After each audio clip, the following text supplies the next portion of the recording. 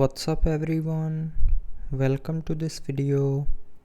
In this video I will show you how to factory reset your POCO F6. So first of all, open settings.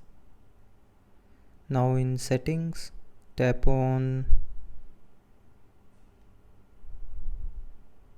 about phone.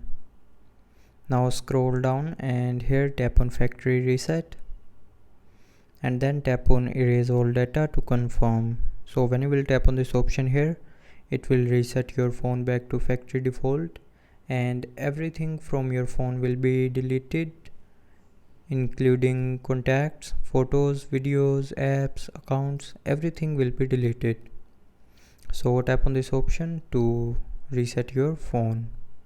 So that's how you can factory reset your POCO F6.